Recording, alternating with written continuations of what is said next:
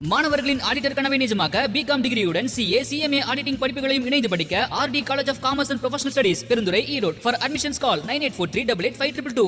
இரண்டாவது முறையாக வந்து தேர்தலில் காங்கிரஸ் கட்சி பின்னடைவு இதுக்கான காரணம் என்ன? அதாவது காங்கிரஸ் கட்சியை பொறுத்த வரைக்கும் நாங்கள் வந்து இந்தியா கூட்டணியில் இருக்கிறோம். காங்கிரஸ், திராவிட முன்னேற்ற கழகம், இந்திய கம்யூனிஸ்ட் கட்சி, மார்க்சிஸ்ட் கம்யூனிஸ்ட் கட்சி, விடுதலை சிறுத்தை கட்சி, இந்திய யூனியன் முஸ்லீம் லீக் கட்சிலாம் ஒருங்கிணைஞ்சு நாங்கள் இந்த தேர்தலை சந்திக்கிறதுக்கான திட்டத்தை போட்டு வேலை செஞ்சோம். இதுக்கு இடையில நம்ம இந்தியா கூட்டணியில் பேச்சுவார்த்தை ஆரம்பிச்சது. தொகுதி பங்கீடு வந்தது.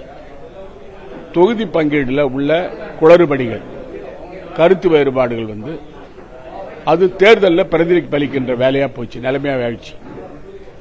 அதனுடைய விளைவு தான் நாங்கள் வந்து தோல்வியுற்றோமே தவிர, புதுச்சேரி மாநில மக்கள் இந்தியா கூட்டணி ஆட்சிக்கு வரணும் என்பதில் உறுதியா இருந்தாங்க.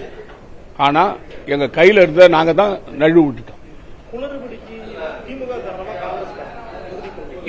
என்ன பொறுத்த வரைக்கும் குளறுபடிக்கு எல்லாருமே காரணம். தமிழ்நாட்டில் ஒரு புது ஆட்சி அமைஞ்சிருக்கு. அந்த ஆட்சி அமைகிறது காரணமே காங்கிரஸ் தான். அமைச்சரவையில் பங்கு பெற்றிருக்கிறாங்க. அமைச்சர், அதாவது புது ஆட்சி அமைஞ்சிருக்கு. அந்த ஆட்சியில வந்து அவர் வந்து 118 இடம் எடுத்திருக்காரு. மரியாதைக்குரிய முதலமைச்சர் விஜய் அவர்கள் அவர் எடுத்திருக்கிற அந்த 108 இடம் எடுத்திருக்காங்க.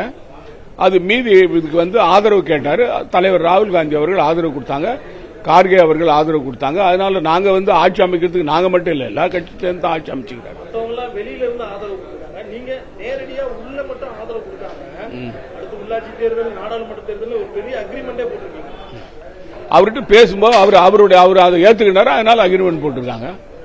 விஜய் அவர்களிடம் பேசும்பொழுது உள்ளாட்சி தேர்தல், பாராளுமன்ற தேர்தல், அதாவது அமைச்சரவையில் உள்ள வர்றது சம்பந்தமா அவங்க கிட்ட கலந்து பேசி முடிவு பண்ணது. ரெண்டு கட்சியும் பேசி முடிவு பண்ணது. 2004 உங்களுக்கு நல்லா தெரிஞ்சிருக்கும், ஏன்னா நீங்க வந்து முக்கியமான இடத்துல இருக்கீங்க. 2004 யூபிஏ அலையன்ஸ் அமைகிறதுக்கு திமுக ஒரு முக்கியமான காரணம். 2014 இருந்து ஒரு இயற்கையான ஒரு கூட்டணியா வந்து இந்தியா ஃபுல்லா இருக்குது. இப்படி ஒரு கூட்டணியை விஜய் அப்படிங்கிற ஒரு முகத்துக்காக முடிச்சிருக்காங்க. இல்ல, அதாவது விஜய்ன்றவருக்காக முயற்சியது இல்லை.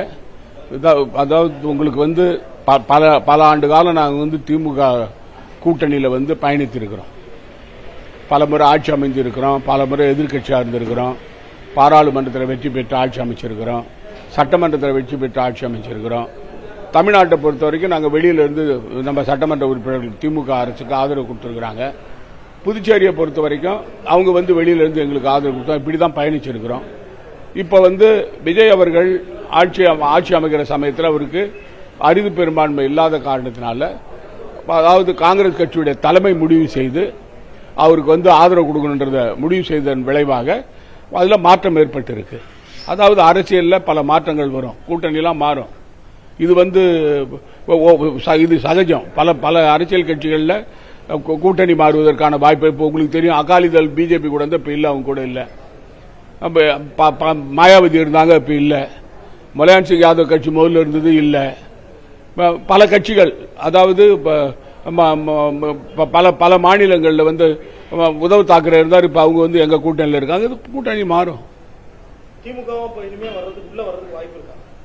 இது வந்து என்ன பொறுத்தவரைக்கும் தனிப்பட்ட முறையில் நான் இதுக்கு பதில் சொல்ல முடியாது. இதுக்குன்னு ஒரு குழு இருக்கு, காங்கிரஸ் கட்சியினுடைய, அகில இந்திய காங்கிரஸ் கட்சியினுடைய காரிய கமிட்டி. அந்த காரிய கமிட்டி தான் முடிவு பண்ணுவாங்க யாரு கூட கூட்டணி போகுதுன்றத.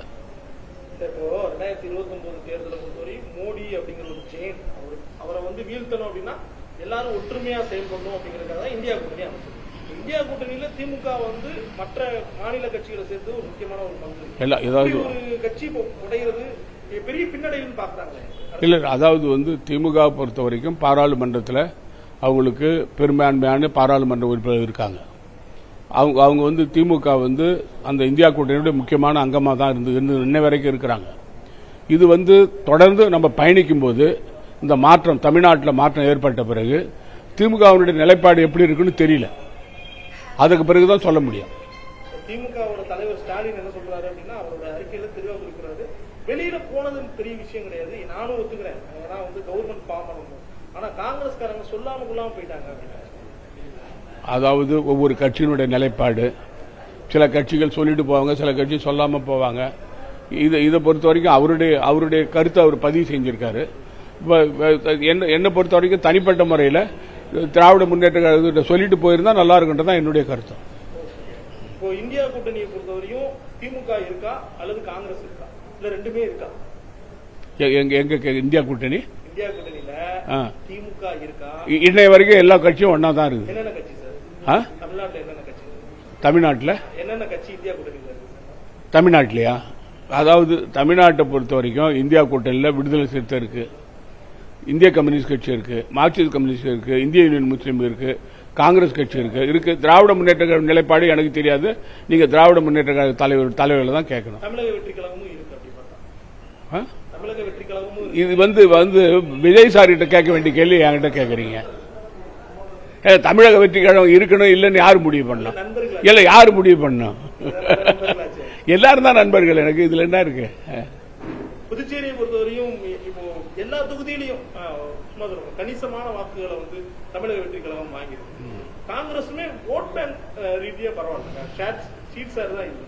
வருங்காலத்துல கூட்டணிக்கான வாய்ப்பு எந்த அளவுக்கு சாத்தியம்? அதுதான் இப்ப எங்க கட்சியை பொறுத்த வரைக்கும் வழிகாட்டுதல் குழுவில் உட்காந்து பேசுவோம்.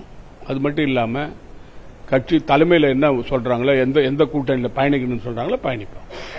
நன்றி. மாணவர்களின் ஆடிட்டர் கனவை நிஜமாக்க பிகாம் டிகிரியுடன் CA CMA ஆடிட்டிங் படிப்புகளையும் இணைந்து படிக்க RD college of commerce and professional studies Perundurai Erode. For admissions call 9843885522.